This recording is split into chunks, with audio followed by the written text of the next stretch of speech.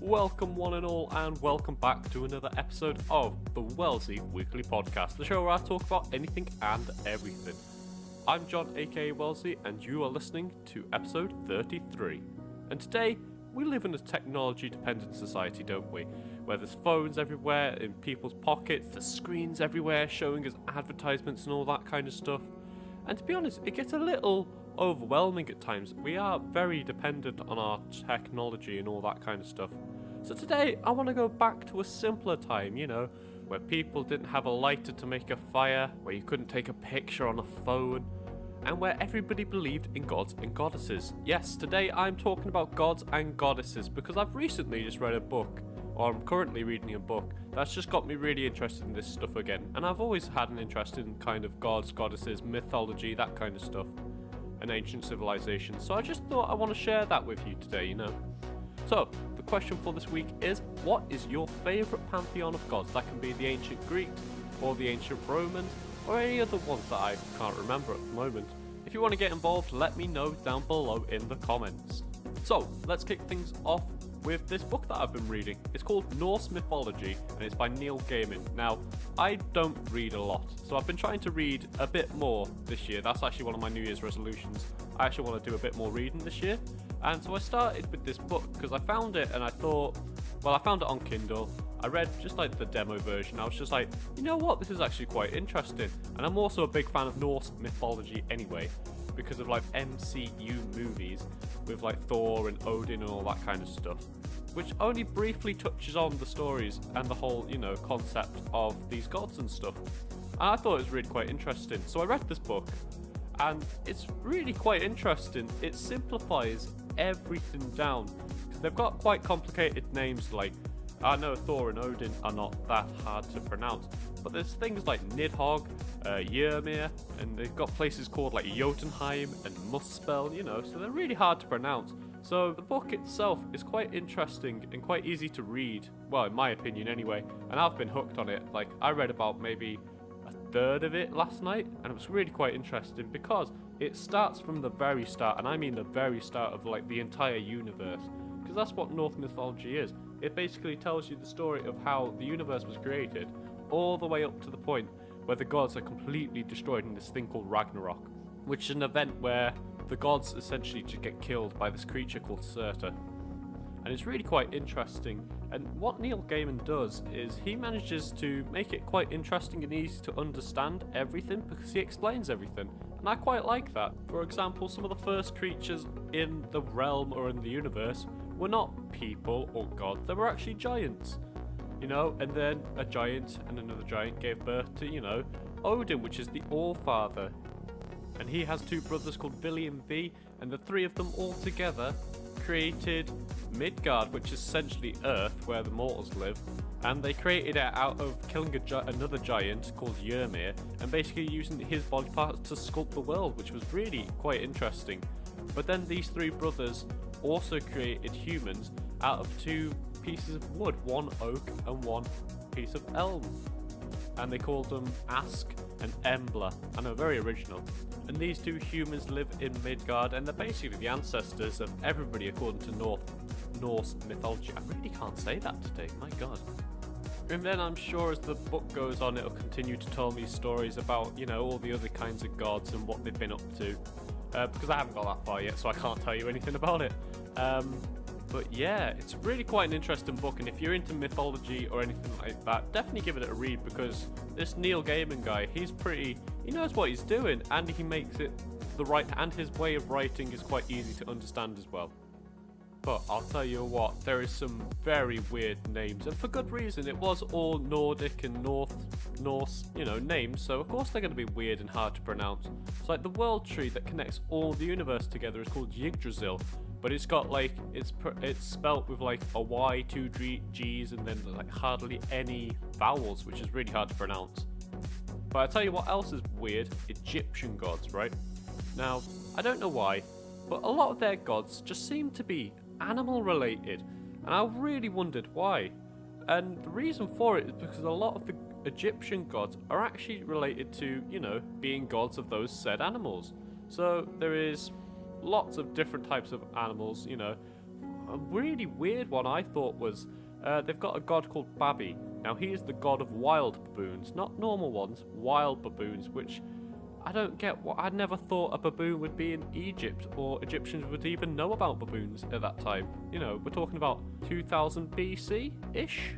3000 BC? I can't remember the exact. I know it was before 0 AD. But yeah, I didn't think baboons would be able to live in the desert.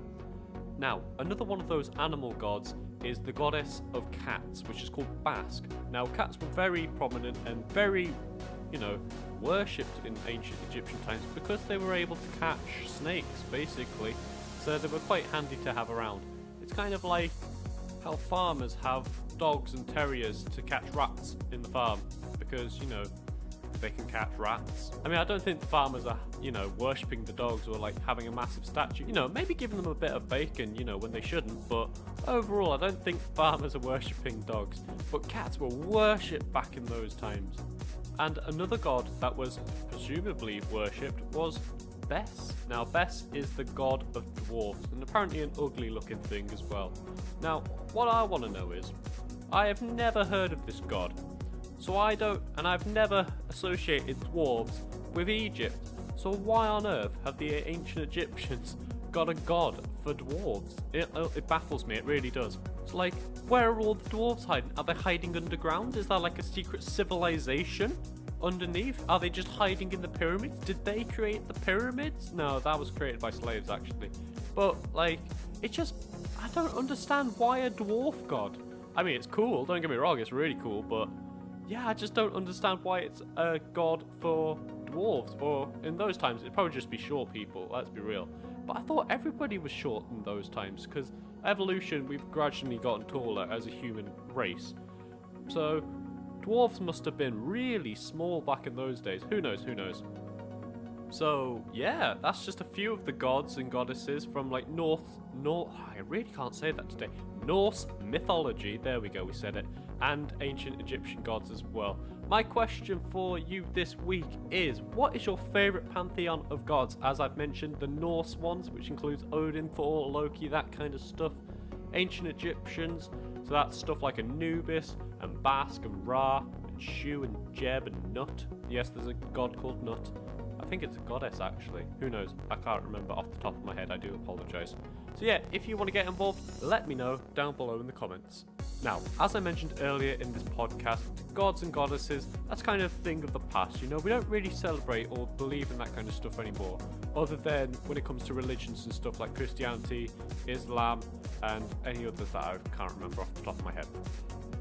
So yeah, I think though, it'd be really cool to have gods and goddesses for the modern world. So let's create some, shall we? Right here and right now. And I've actually been thinking about this for about a day now. I just want to share a few of them with you. So, starting with Papa John, the god of pizza, right? Now, Papa John, he's an absolute G, right? He was born from the steam of melted cheese. And he looks kind of like just a giant pizza, margarita. He can't go anything fancy or anything like that. No, he's a giant pizza with arms and legs and a face on the pizza. I think that'd just be really cool, because everybody's after pizza and takeaway pizza, And who better to get than Papa John himself? I think he'd be a really cool god. I'd worship him for days. Right, second one I thought of is Mobilla. Now, she is the goddess of mobile phones. Now, she was created from the explosion of a Samsung S7. Do you remember them a few years ago, where they were all just exploding because of the batteries overheating? Yeah, she came out of one of those. And she's a goddess, so she's, she looks like a TV screen or a mobile phone for a head, and then the body of a goddess, whatever that may look like. And she also sings the Nokia ringtone, because, why not? And finally, I wanted to do a goddess of alcohol and stuff, because that is a big problem nowadays. Everybody seems to drink, beer, wine, alcohol in general.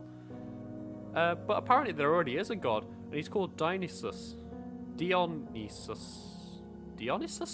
I'm going to call Dionysus. Now, he is a Greek god of wine. So I wanted to update him. So first of all, we can't give him the weird name anymore. I'm sorry, it's got to go. He's got to be called Darren, right? Now, Darren is the god of beer and Weatherspoons, because that is the go-to place for a drink nowadays. And he doesn't look like anything special, he's just a typical bloke down the pub, just having a beer constantly. I think Darren would be a really interesting god, because he just wouldn't care at all. It'd just be really funny. And every round's on him, so go on Darren, I'd support you. So yeah, that's a few of the ideas I'd have for modern gods. If you've got any more, let me know down below. And if you want to get involved in this week's question, I'll remind you that it is, what is your favourite pantheon of gods? Let me know down below in the comments, I'd really appreciate it. So that's it from me today. Thank you for listening to me witter on, and as always, enjoy a cuppa.